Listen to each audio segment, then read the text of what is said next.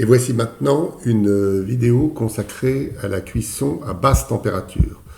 Alors pour ça, comme dans cette série, on part d'un diaporama et on s'interroge sur cette basse température, de quoi s'agit-il?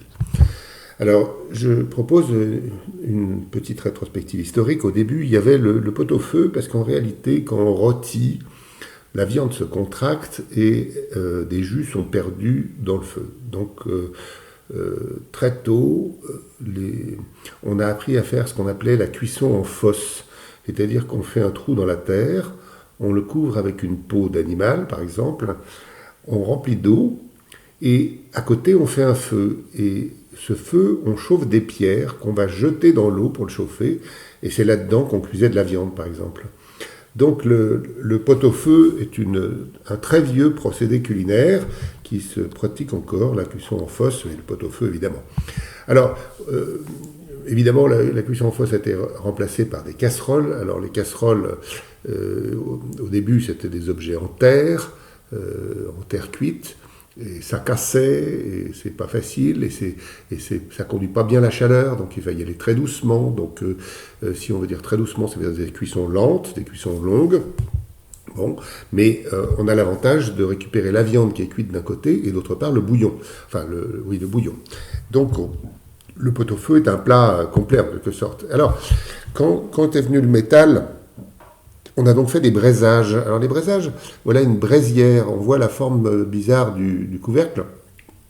L'idée c'était de cuire lentement, mais on disait cendre dessus et dessous. C'est-à-dire qu'on mettait des cendres chaudes au-dessus du couvercle, et comme ça on avait une cuisson. Et on craignait par-dessus tout ce qu'on appelait le coup de feu, quand la chaleur augmentait trop et qu'à ce moment-là on savait que tout était perdu.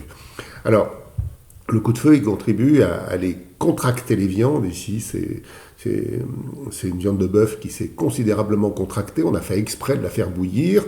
Bon, et donc, évidemment, contracter, ça a l'intérêt que les jus sortent plus. Donc, ils ne sont pas réfugiés à l'intérieur. Hein, ils sortent dans le bouillon. C'est ça qui fait le goût du bouillon. Mais évidemment, pour la viande, c'est pas formidable. Et alors, voilà, par exemple, une viande de pot-au-feu qui a cuit très longtemps, qui a subi de l'ébullition. Et alors on voit l'aspect fibreux de la viande. Alors les fibres se défont, la viande est très tendre en quelque sorte, mais elle a perdu sa jutosité. Et ça, c'est ce qui se passe quand on a un coup de feu. Pour les œufs, c'est la même chose. Au-delà de 10 minutes de cuisson, ils deviennent caoutchouteux. Et la question, c'est celle-là. Pourquoi? Alors, il y a d'autres défauts. Il y a le fait que, vous voyez, le jaune est devenu vert. Il y a une odeur de soufre terrible. Les protéines ont été dégradées. Et de ce fait, on comprend bien que chauffer trop fort, ça ne fait pas que du bien à nos aliments. Ça ne les fait pas très bons. Et en réalité, c'est la cuisson des œufs qui m'a fait comprendre la cuisson des viandes. Et c'est pour ça qu'on va en parler maintenant. Alors, au début, dans tout début des années 80, voilà la théorie que j'avais personnellement. À gauche, c'est donc, on va dire, un blanc d'œuf, pour simplifier. Donc, les espèces de petits fils, ce sont des protéines. Les têtes de Mickey couchées, c'est les molécules d'eau. Et donc, comme dans un blanc d'œuf, hein, sauf que ce n'est pas les proportions. Les proportions, c'est 90% d'eau et 10% de protéines. Bon. Alors, quand on chauffe, les protéines s'attachent. L'eau est piégée au milieu, et donc on obtient ce qu'on appelle un gel. C'est bien un gel, c'est de l'eau piégée dans un solide. L'eau, elle est toujours là, hein, mais on voit bien qu'un blanc d'œuf cuit, il n'a pas la même consistance qu'un blanc d'œuf liquide. Bon. Alors, cette théorie est bien gentille, mais elle est fausse, parce qu'on ne comprend pas bien pourquoi 10 minutes de cuisson, ça fait des œufs caoutchouteux.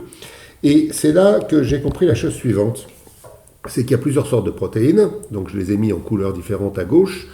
Quand on cuit un blanc d'œuf à partir de 61,8 degrés, à ce moment-là, il y a une sorte de protéine qui coagule, donc ça fait comme un filet qui piège le reste, donc c'est très tendre parce que le filet est très délicat. Et puis quand on monte en température, il y a un deuxième filet, et puis ensuite il y aura un troisième, un quatrième. Et on comprend bien que dans un blanc d'œuf, plus on augmente la température, plus on aura de fermeté. Voilà l'idée de base. Bon. Alors, il y a des températures différentes pour l'ovomucoïde, le lysozyme, l'ovalbumine, enfin, vous voyez, 84, 5, 92, enfin, voilà. Et donc, il y a plein d'œufs différents. Alors maintenant, on va regarder donc ces œufs parfaits que j'avais inventés. Et je m'étais dit, si je me mets après la première coagulation, le blanc doit être pris, mais pas le jaune. Et donc voilà un œuf qui a été mis dans un four à 65 degrés pendant plusieurs heures. Le blanc est parfaitement donc laiteux, légèrement opaque, et il est pris, et le jaune, lui, est resté complètement liquide. Il est assaini de surcroît parce que les micro-organismes, ils n'aiment pas la température supérieure à 59-60 degrés. Voilà. Et alors, on peut faire donc des œufs à 61, 62, etc. Alors, je vous en montre. Alors, voilà, 61. Alors là, on est avant la coagulation, donc il n'y a pas de coagulation du blanc, même après plusieurs heures.